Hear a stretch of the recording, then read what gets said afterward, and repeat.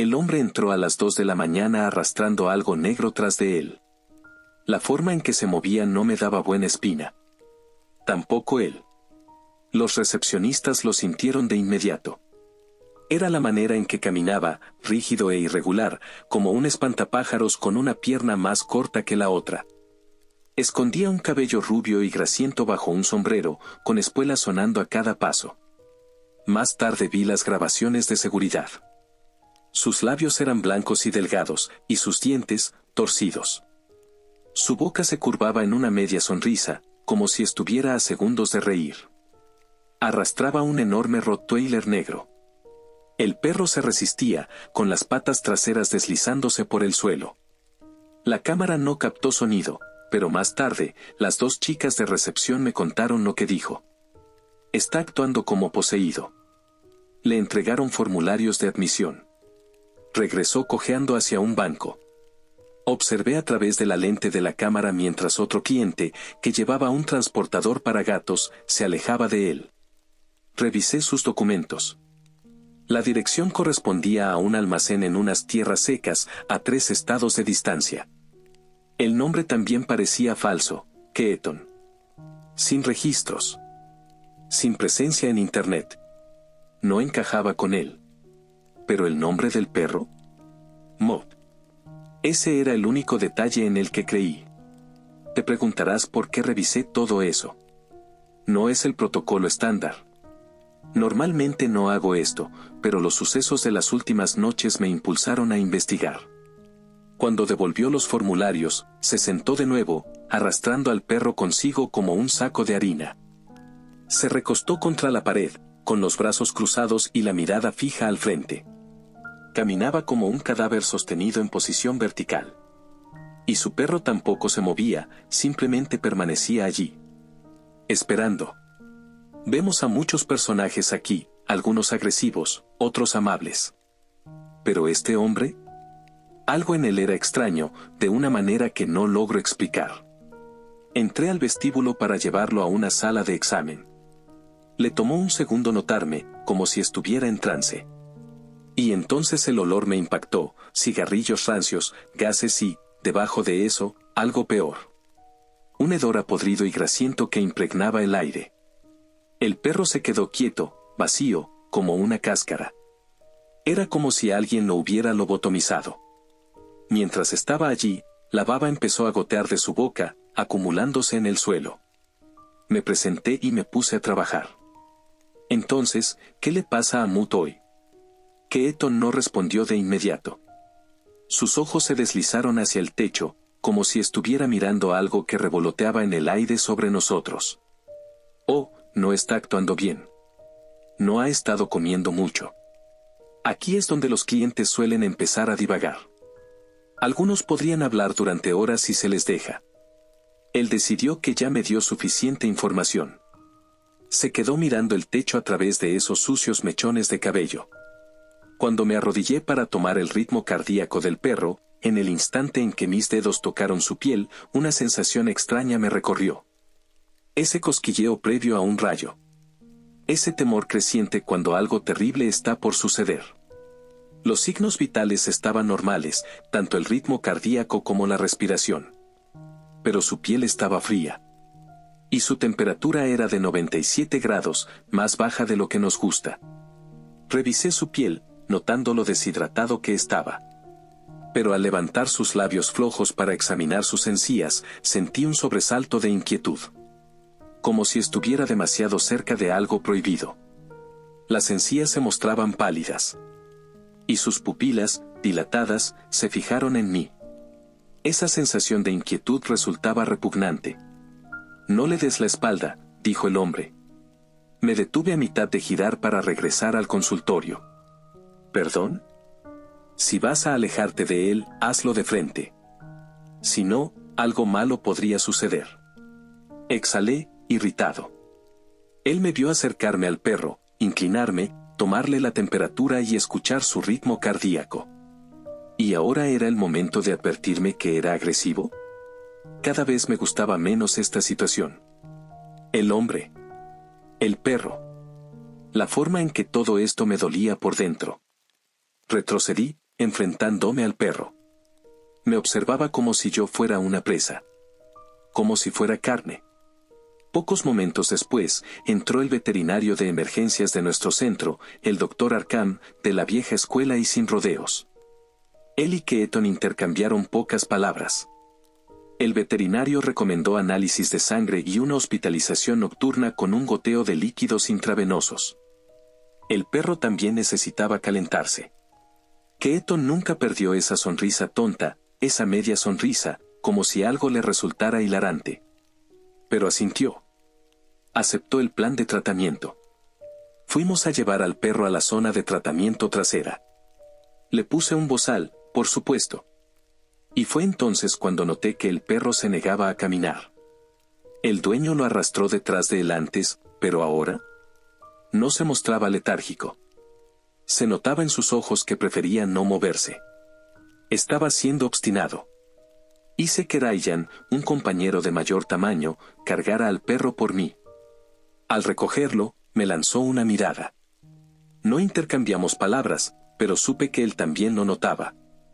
No solo en el perro, sino en el aire, que parecía vibrar con una sensación sobrenatural. Cuando fuimos a extraer sangre de su yugular, ni siquiera reaccionó. Ryan sostuvo al perro con firmeza, con las manos a cada lado de su cabeza, con la boca alzada. La aguja se deslizó. La jeringa se llenó. La sangre se sentía fría. No parecía haber estado fluyendo a través de un cuerpo vivo. La procesé en las máquinas y confirmó deshidratación leve, con algunos valores elevados de lipasa que indicaban una pancreatitis leve. Lo colocamos en una jaula calentada, lo acomodamos bajo mantas y le conectamos el catéter intravenoso. Keaton se había ido, pero el alivio fue efímero. Mood permaneció, y con él llegó algo invisible, una presencia densa como la niebla, presionando por todos lados. Eso fue hace 3 días. Esa noche estuvo tranquila, algo poco habitual en un hospital de emergencias. Teníamos otro perro en una jaula, 2 puestos abajo del Rottweiler. Era un perro de ganado que se sometió a una laparotomía de emergencia. Iba bien, signos vitales normales, buen apetito y estaba alerta. 2 horas después, me dirigí a la sala de animales en la parte de atrás para revisarlo. El perro de ganado estaba muerto. Se rasgó su propia incisión. El cono yacía abandonado. No se limitó a lamer o mordisquear, se desarmó por completo. Incluso cuando espirales de intestino se desenrollaron de su abdomen, seguía mordiendo esas entrañas. El perro atacó sus propios intestinos como si fueran víboras enrolladas esperando lanzarse. El perro estaba desplomado y mojado, con la cabeza floja contra el suelo. La sangre corría en brillantes cintas, arremolinándose hacia el desagüe de la jaula detrás de él. Escuché el suave sonido de la sangre siendo absorbida por el desagüe. La jaula era un baño de sangre. Manchaba las paredes, salpicaba el techo. Sus intestinos filtraron una mezcla de bilis y lodo digerido. Los ojos del perro de ganado eran orbes vacíos, brillando a la luz. Me quedé quieto por un momento, asimilando el horror, la magnitud de aquella violencia. A 2 jaulas de distancia, estaba Mood. Con los ojos fijos en mi tarea, sin expresión en su rostro estoico. El goteo de fluido seguía. El calentador zumbaba. Solo se oía el sonido de la sangre en las tuberías. Mood no jadeaba, tampoco ladraba. Sus ojos reflejaban la luz fluorescente y, por un segundo repugnante, parecían casi humanos. El Dr. Arkham tomó la responsabilidad, pero yo escuché cada palabra, cada sollozo ahogado a través de las delgadas paredes de nuestra oficina. El dueño no lloró, se lamentó a gritos. He visto mucha muerte en este trabajo, pero esto era diferente. No era simplemente mala suerte. Algo más estaba involucrado. El ambiente en el hospital cambió de forma palpable. En todos mis años, nunca había visto a un perro abrirse como una bolsa de deporte y derramar sus intestinos. Esa noche fue tranquila, pero no se sintió como un respiro. Me imaginé en un campo, observando nubes de tormenta formarse como buques de guerra en el cielo lejano. Ese sentimiento era la promesa de algo peor por venir. En algún momento, horas después de la muerte del perro de ganado, escuché el constante pitido de un monitor en la zona de jaulas. Era la bomba de infusión conectada a Mut. No quería ir hasta allá, pero lo hice. Fui a buscar a Ryan. Le pusimos el bozal a Mut. No se resistió, no se estremeció, lo dejó pasar. Sus ojos seguían el movimiento de nuestras manos mientras lo asegurábamos detrás de su cabeza. Solo sus ojos se movían, dos orbes oscuros. Estaba asimilando la escena a su alrededor, como si estuviera aprendiendo y escuchando. El perro torció la línea de la infusión bajo su pata. La apartamos y la alisamos. Eso debería haber sido todo, una solución simple. Pero al girarnos para irnos, la luz sobre su jaula parpadeó. Al principio, vimos un leve parpadeo, apenas perceptible. Luego, se atenuó y se apagó por completo. La jaula quedó en penumbra. Ryan y yo nos quedamos paralizados. La única luz era un tenue resplandor del pasillo detrás de nosotros. Nos miramos, ninguno de los dos habló ni quiso reconocer lo que sentíamos. El aire en la habitación cambió. Era pesado, zumbante, como la estática antes de una tormenta. Entonces, las dos lámparas de tubo sobre la jaula de Mut se encendieron tan intensamente que dolía mirarlas. Un estallido, luego un chisporroteo. Y se apagaron. Todo quedó en silencio. Ryan estaba de espaldas a Mut cuando se fue la luz. Y de la nada, Mut se lanzó. Fue una oleada de violencia, incluso con el bozal bien sujeto. Una mancha de negro cuando el cuerpo de Mut se lanzó hacia adelante. Su rostro, con bozal, embistió el costado de Ryan, golpeándolo una y otra vez. Ryan gritó. El perro estaba en silencio, salvo por el chasquido mecánico de sus mandíbulas trabajando bajo el bozal y la baba volando. Ryan se retorció, intentando ponerse de pie, pero el ataque repentino lo tomó desprevenido. Reaccioné sin pensar. Abrí de golpe la puerta de la jaula. Mut embistió a Ryan nuevamente, con más fuerza esta vez. La pura fuerza lo hizo perder el equilibrio. Ryan se retorció tratando de agarrar a Mut. En el momento en que Ryan se enfrentó a Mut, el perro se tranquilizó. Se quedó allí inmóvil, bañado en la nueva oscuridad. Algo andaba mal en este perro. No en el sentido neurológico, sino algo mucho más profundo. Sentí la inteligencia calculadora de un depredador, pero con una malicia mayor, como un tumor canceroso que se extiende silenciosamente bajo la superficie de la piel. Ryan y yo temblábamos, sacudidos hasta lo más profundo. Más tarde, él mostró un moretón debajo de sus costillas, una profunda mancha violeta que se extendía como una rosa bajo su piel. Ninguno de los dos habló al respecto. El resto de la noche transcurrió sin incidentes. Me concentré en mis otros casos. Trabajé con un chihuahua que tosía a causa de una neumonía, un gato persa con convulsiones y un gato atigrado con problemas proprioceptivos en sus extremidades delanteras. Realicé mi trabajo, pero mi mente estaba en otro lugar. Ryan parecía aturdido, como si algo nuevo se hubiera quebrado dentro de él. No era el shock, ni el trauma, ni el miedo, era algo más profundo. Me fui por la noche, aún inquieto. Ryan ni siquiera se despidió cuando pasé junto a él. Fumé cigarrillos en cadena en mi carro antes de conducir a casa, tiré las colillas por la ventana y las vi volar sobre el asfalto. Mis manos temblaron durante todo el trayecto. Y cuando finalmente me derrumbé en la cama, saqué mi pistola del bolso y la deslicé bajo la almohada. Mientras el sol se asomaba en el horizonte, mis sueños resultaron estar equivocados. Soñé con un rostro negro gruñendo en la oscuridad, inclinándose y olfateando. Ojos como abismos vacíos. Sentí el distante pinchazo de dientes hundiéndose en mi carne, no era una mordida ni un ataque, sino una presión lenta y deliberada que se fue adentrando en mi piel. Cuando desperté, mis sábanas estaban húmedas de sudor. Al llegar a mi turno esa noche, sentí una profunda decepción en el instante en que pasé junto a la jaula de Mut. Él seguía allí. El calentador zumbaba. Sus ojos me seguían. Las luces sobre su jaula seguían fundidas y las que estaban a su lado habían empezado a parpadear. Ryan se declaró enfermo. Dijo que había estado vomitando desde la noche anterior. Tenía la sensación de que había algo más en la historia, pero no tuve tiempo para darle vueltas. Le mandé un mensaje deseándole lo mejor. Lo leyó, pero no respondió. ¿Y ese hombre siniestro y escalofriante que se hacía llamar Keaton? Su teléfono pasó directamente a tono de marcación cuando intentamos llamar para obtener una actualización del caso. No iba a regresar. Pagó la mitad de su cuenta por adelantado en billetes de $100, frescos y antiguos. No íbamos a recibir la otra mitad. La noche se puso más ajetreada. Le dije a mi gerente que no deberíamos poner más perros en esa sala, pero no tuvimos opción. Nuestra sala de animales pequeños estaba al otro lado del edificio, pero para los perros grandes, tenían que ir allí. Admitimos a un gran danés con enfermedad hepática.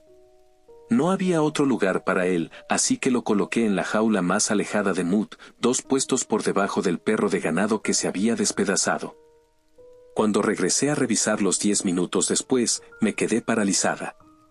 La jaula de Mood estaba completamente abierta. El pestillo estaba sin cerrar. La puerta se abría. Ya no tenía el suero, alguien debió quitarlo. No se oía la bomba de infusión pitando, ni había señal de cómo se había abierto la puerta sola. Esta parte del centro estaba desierta a esa hora de la noche. Mood estaba sentado justo en la entrada de su jaula, con la boca abierta y sin parpadear.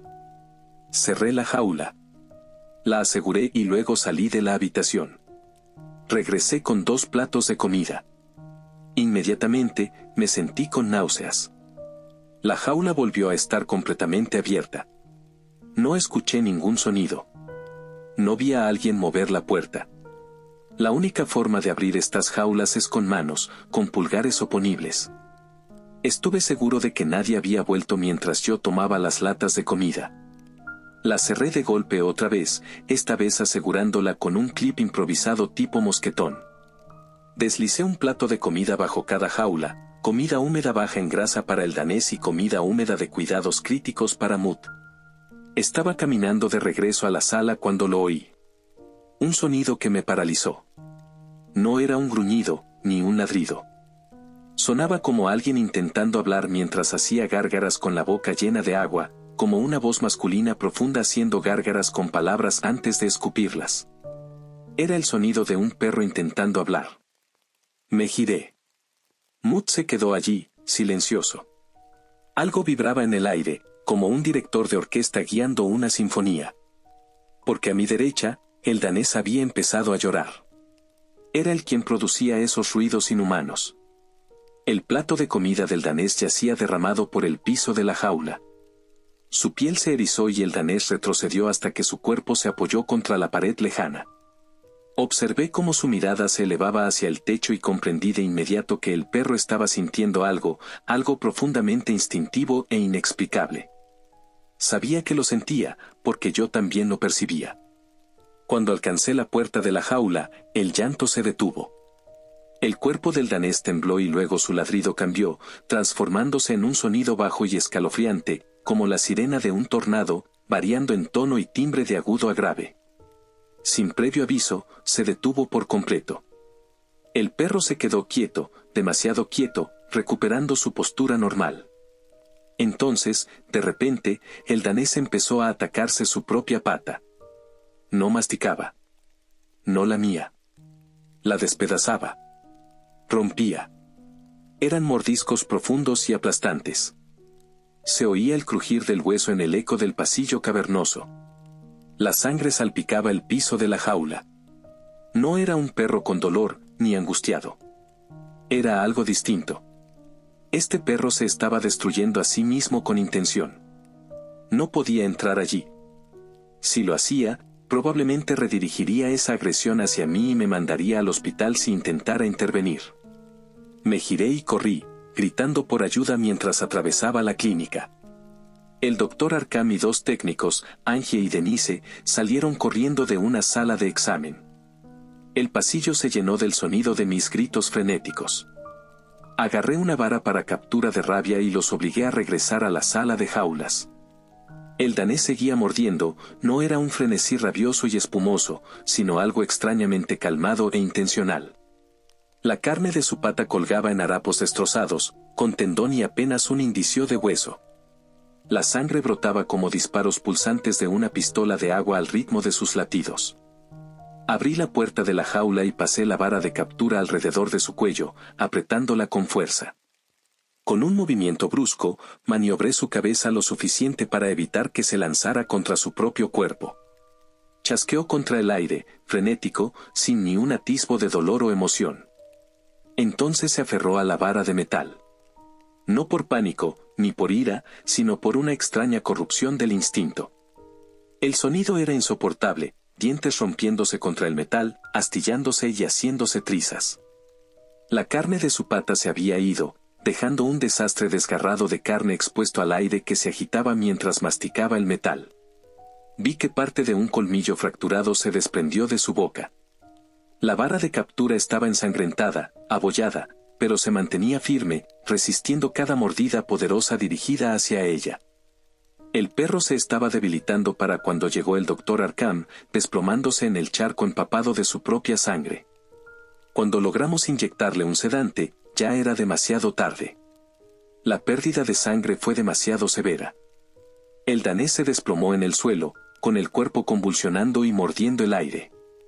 Se apagó como un juguete con baterías a punto de morir, con los ojos vidriosos antes de quedar inerte.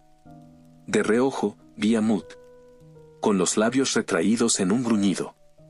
Cuando se va a largar ese maldito perro, reventé, señalándolo. El doctor Arkham me lanzó una mirada fulminante.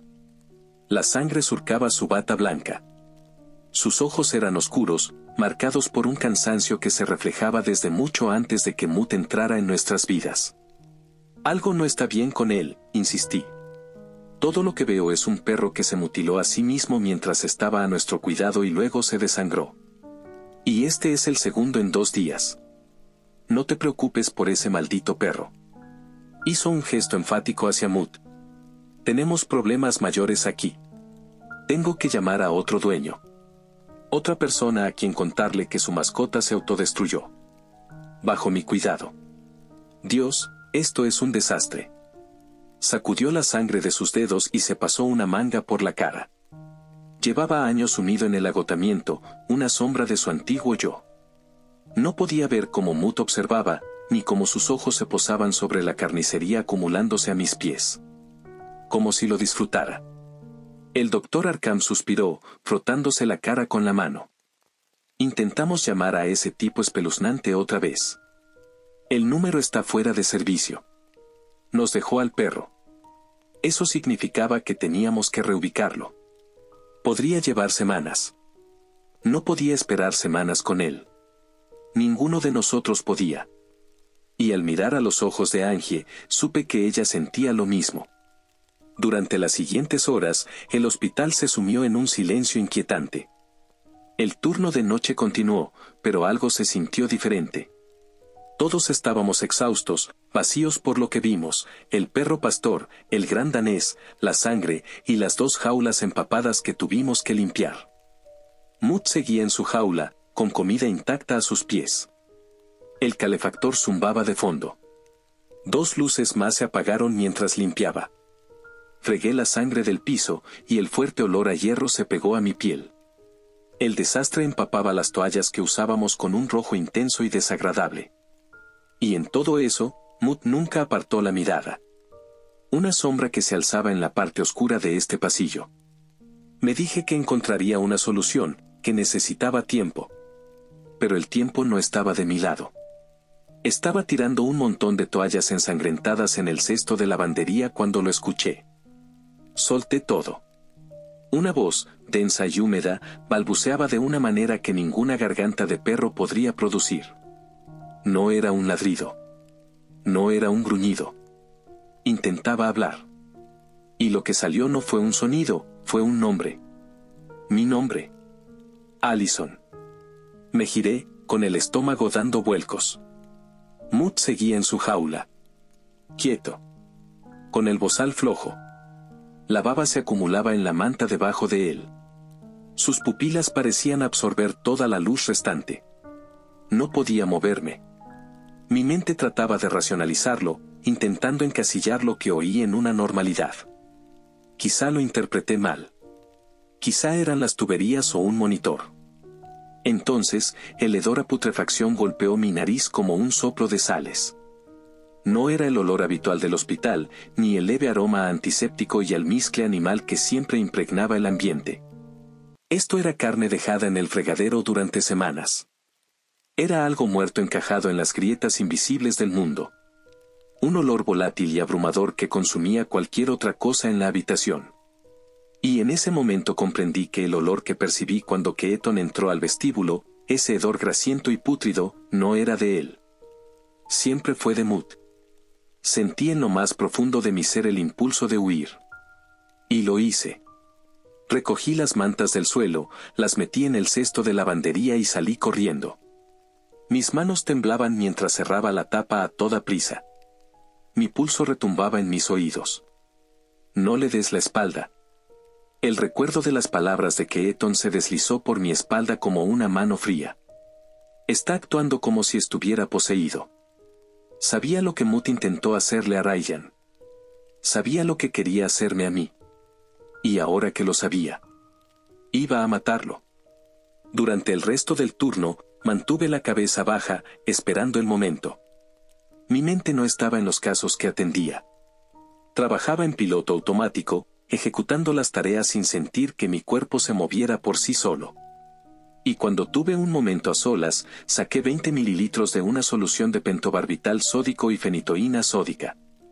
Es un medicamento llamado Eutazol. En otras palabras, es ese líquido rosado y brillante que nosotros, en el campo veterinario, usamos para sacrificar a los animales. Extraje suficiente cantidad como para matar a un perro del doble del tamaño de Muth.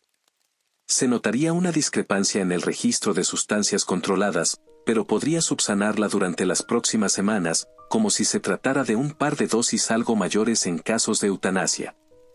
Si las registraba con suficiente tiempo entre ellas, estaba segura de que nadie lo notaría. Cerré el gabinete. Deslicé la jeringa en el bolsillo de mis pantalones. Al hacerlo, estaba cometiendo un crimen, infringiendo las leyes de la DEA. Podría perder mi licencia, mi carrera, incluso terminar en la cárcel. Pero, en lo más profundo de mi ser, sabía una cosa con certeza: aquello en la jaula, fuera lo que fuera. Tenía que morir. A la mañana siguiente, cuando llegué para mi turno, el hospital estaba cargado de dolor. Todos lloraban. Resultó que Ryan estaba muerto. Se quitó la vida en su tráiler, en algún momento después de salir del trabajo. Sin detalles, sin explicaciones. Un día estuvo presente y al siguiente, desapareció. La policía pasó a informarnos. No se quedaron mucho. No fue necesario. Entonces lo supe. La muerte de Ryan consolidó en mi mente lo que tenía que hacer. No podía esperar a que pusieran otro perro en esas jaulas ni a que otro miembro del personal llegara al límite. Así que enfrenté el dolor y el horror, empujándolos a un rincón que trataría más tarde. Esperé el momento adecuado. Un respiro entre cambios de turno, cuando había poco personal. Me acerqué a la jaula de Muth. Él ladeó la cabeza, con sus ojos siguiendo mis movimientos. Parecía casi expectante. Abrí la puerta de la jaula y coloqué el bozal sobre su cara. Mis manos se movieron con una firmeza que no había sentido antes. Tiré de las correas, apretándolas demasiado, con un toque de malicia en mis acciones. Mi pulso se mantenía firme. Sostuve la pata de Muth, buscando la vena, mientras con la otra mano ya introducía la aguja bajo su piel. La jeringa en mi mano se sentía caliente. Presioné el émbolo, forzando la entrada del espeso líquido rosado en su vena. Era una dosis elevada, demasiado para incluso el perro más grande. Pero apliqué hasta la última gota. Normalmente, la eutanasia es instantánea. El cuerpo se desploma, los músculos se relajan y la vida se desvanece como un profundo suspiro. Los ojos permanecen abiertos, pero se llenan de vacío. Muth no se movió. Su pecho seguía subiendo y bajando en un ritmo lento y constante. Sus músculos permanecieron tensos y rígidos. Sus pupilas, grandes y negras, no se apartaron de las mías. Esta dosis debería haberlo acabado. Este perro debería estar muerto. Las luces del pasillo parpadearon. Una a una, las bombillas se apagaron, sumiendo la sala de jaulas en una oscuridad profunda. El aire se volvió denso, pesado por el peso de algo invisible. El calefactor se detuvo de golpe. La única luz provenía de la señal de salida al final del pasillo, que bañaba las jaulas con un tenue resplandor verde. Las sombras parecían retorcerse y bailar a mi alrededor. Me sentí pegada al lugar, sin poder moverme. La puerta de la jaula se cerró de golpe detrás de mí. Mi respiración se cortó. El silencio era absoluto, solo interrumpido por el lento y húmedo jadeo de Mut. Lo sentía en la oscuridad, el peso de su presencia carcomiendo el aire. Una voz dijo mi nombre. La voz provenía de enfrente, desde lo profundo de la masa de sombras que se agitaban en el fondo de la jaula. Un sonido, como cuerdas vocales cortadas y ocultas bajo una masa de tejido cicatricial. Una boca rota y deformada intentando formar palabras. Las vocales se alargaban, goteando algo resbaladizo e inhumano. Mi estómago se revolvió. Alcancé el pestillo, con los dedos torpes, pero mis manos estaban resbaladizas de sudor. Mi respiración resultaba demasiado ruidosa. La oscuridad se apretaba. El olor a putrefacción se intensificó, subiendo por mi garganta. Entonces lo sentí. Una mano fría y muerta se cerró alrededor de mi tobillo. Me atraganté con un grito. Mi cuerpo se sacudió cuando algo me agarró. Esos afilados dedos se hundieron en la tela de mis pantalones de uniforme. El aire se onduló con una carga eléctrica. La sensación de estática me estremeció la piel. Me giré de un solo movimiento entrecortado y salí corriendo. La puerta se dio ante mi hombro, y salí disparada al pasillo, con los pies golpeando el piso de baldosas. Detrás de mí, escuché la puerta de la jaula abrirse de golpe. El sonido de patas, pesadas y veloces, golpeando el suelo. Él venía. Corría ciegas por la oscuridad, deslizando mis dedos por la pared mientras buscaba el final del pasillo. Cuando lo alcancé, mis dedos rozaron la madera lisa.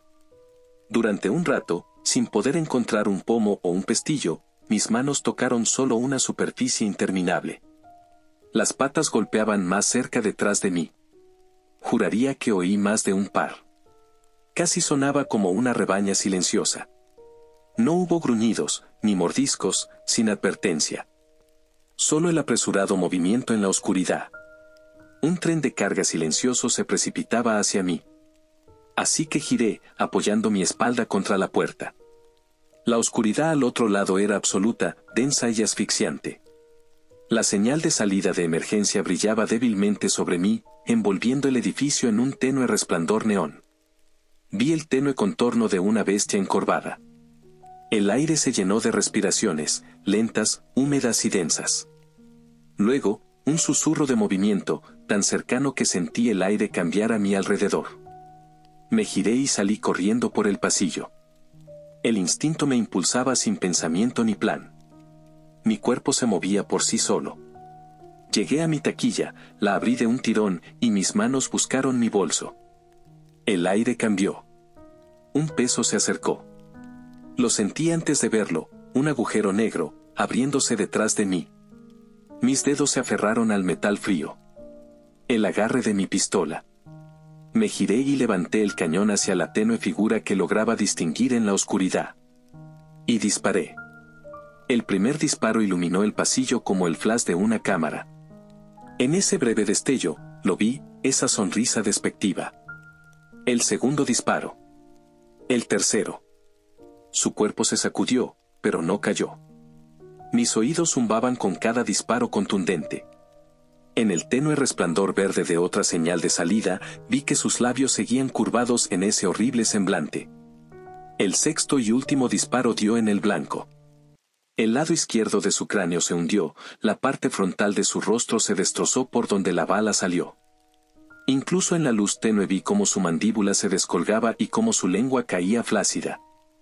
E incluso mientras caía, su cabeza se movió de manera espasmódica. Con un chasquido violento y antinatural. Un grueso y húmedo estallido resonó. Se tambaleó. Luego, finalmente, se desplomó de una vez. Me quedé allí, con la pistola temblando en mis manos y mis oídos zumbando. La oscuridad aún pulsaba a mi alrededor, densa y pesada, presionando desde todos lados.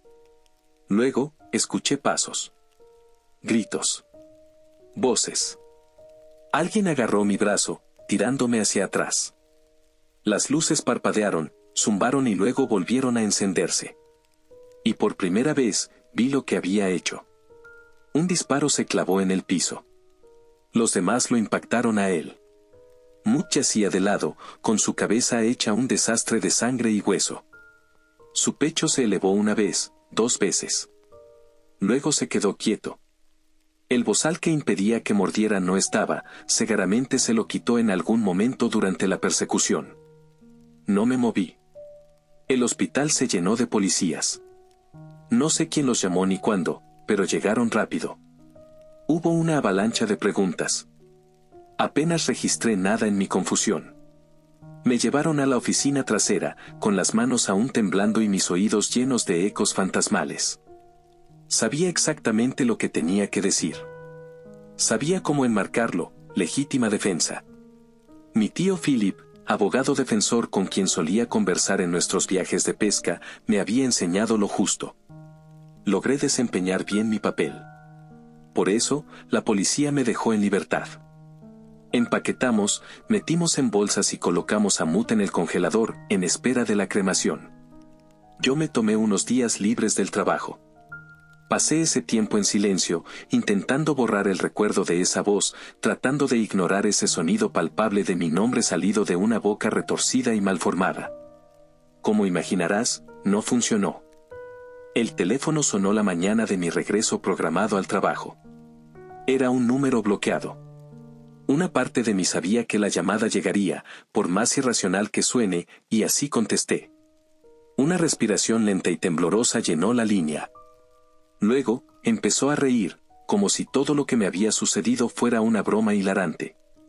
Su risa era baja, arrastrada, cargada de algo que no lograba identificar. Quizás era una boca llena de tabaco masticado. No debiste haberlo matado, señorita. Era Keaton. Su voz se deslizó por el altavoz, enroscándose como una serpiente alrededor de mi columna. Su risa fue creciendo, elevándose, llenando el silencio. Has hecho que todo sea mucho peor, los liberaste. Y mientras la risa se transformaba en gritos, la línea se cortó.